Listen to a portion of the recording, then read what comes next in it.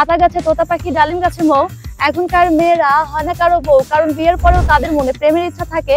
অগুন্তি ছেলেদের তাদের মনে রাখে প্রেম নিয়ে টানাটানি, পাশের বাড়ি ভাই, পরের বউকে নিয়ে তারা চানাচুমাটা খায়। কোনটা পাখি কোনটা শেষে কোনো সন্ধান নাই, কাজ কাম ফালায় রেখে সিরিয়াল দেখে ভাই। অলিগলি থেকে রাজপথ কিংবা মাঠে ঘাটেও শাড়ি পরে সাইকেল চালিয়ে তিনি রীতিমতো ভাইরাল। তার র্যাপ গান শুনলেও অবাক হবেন যে কেউ। শুধু র্যাপ গানই না, তার অন্য ধাঁচের গানের গলাও বেশ ভালো। গলার কণ্ঠ ভালো, গান টানও ভালো গাইতে পারে। তা আমি কইছি যে হ্যাঁ তুই হলে পরে তোর আল্লাহ কপাল ঘোরায় দিবি। ফাঁকা রাস্তা কিংবা ব্যস্ত সড়ক যাই হোক না কেন, সাইকেল পাগলি যেন রাস্তায় সাইকেলের ডানায় উড়ে বেড়াচ্ছেন। প্রায় 20 বছর যাবৎ সাইকেল চালানোর নেশা থাকায় তার দক্ষতা বিশেষভাবে চোখে পড়ার মতো। সাইকেল আমার অনেক প্রিয়, সাইকেল চালাতে ভালো লাগে, ঘুরতে যাই সাইকেল নিয়ে। নারীরা কেবল ঘরের 4 দেয়ালের মধ্যেই বন্দী থাকবেন, এই ধারণাকে ভুল প্রমাণ করেছেন চাটমোহরের স্বপ্না। মাত্র 4 দিন বয়সে মাকে হারিয়েছিলেন। এরপর থেকে তার পরিবার তাকে কখনো শাসন বারণ করেনি। স্বপ্না মেয়েটা হচ্ছে ছোট থেকেই মা হারা। তার জন্ম যখন হয়তো 4-5 দিন বয়স, সেই সময় তার মা তাকে ছেড়ে চলে যায়। পরে সেই মেয়েটাকে তার বড় মা মানুষ করে এবং নিজের মেয়ে মনে করে। তখন থেকেই সে মেয়েকে কোনো শাসন করা হয় না, আদরেই রাখে। যার কারণে এই মেয়ে কারোর কোনো কথা শোনে না, নিজের ইচ্ছা স্বাধীনে চলে। পরিবার থেকে স্বাধীনতা পেয়ে স্বপ্না সবসময় নিজের মনে যা চেয়েছে তাই করেছেন। মন চাইলে গান গাইতেন, কবিতা আবৃত্তি করতেন। বেশ ছোটবেলা থেকেই সাইকেল চালানোর ব্যাপারে তার ঝোঁক ছিল। সেই ঝোঁক এখন রূপ নিয়েছে এক নেশায়। তার সাইকেল চালানোর যে দক্ষতা, অনেক ছেলেরাও তার সাথে পেরে উঠবে না বলে মনে করেন প্রতিবেশীরা। যখন মন চায় গান গায়, মন চায় কবিতা গায়, কখনো সাইকেল নিয়ে রাস্তায় আনন্দের সাথে সে সাইকেল চালায়। এমন ভঙ্গিমায় সে সাইকেল চালায়, ছেলেরাও সাইকেল চালাতে গেলে তেমন হবে না। চাটমোহর বাহাদুরপুরের গোলজার হোসেনের মেয়ে স্বপ্না খাতুন। বাবার অভাব অনটনের সংসারে মাত্র 14 বছর বয়সে পাবনা জেলার ভাঙ্গুড়া উপজেলার পাটুলিপাড়ায় স্বপ্নার বিয়ে হয়। স্বপ্না তো ভালো মেয়ে, ও ছোট থেকে একটা উড়িয়ে বাবা মা বিয়ে দিল, আল্লাহ দুটো বাচ্চাও দিছে। সে যেভাবেই হোক এখন বাবা মার সংসারে এখন রয়েছে। ওর একটা আমার কাছে গল্প করছে, খুব আমার একটা শিল্পী হওয়ার আশা, আমি শিল্পী হব, গান গাবো। এমনি গলার কণ্ঠমণ্ঠ ভালো।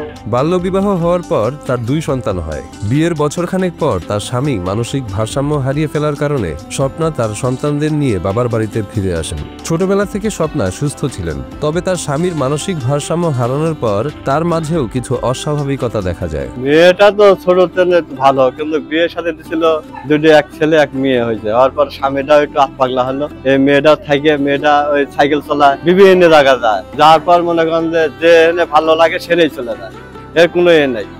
আর এই মেয়েদের সাথে মেয়েদের মেয়ে ওই একটা কিছু দরকার হলে জিনিসপাতি নিয়ে যায়, সে বাড়ি উঠবে, যদি সে বাড়ির লোক যদি মারেও তারপরে সেই জায়গা যায়।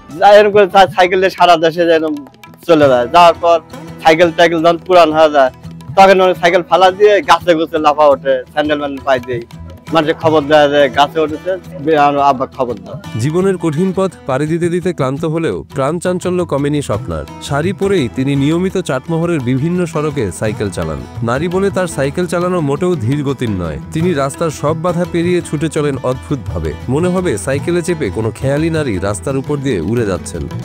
মেলার দিন ধরে চলাচ্ছে, আমরা দেখি খুব রানিং, আমাদের গাড়ি নিয়ে তার ধরা কঠিন।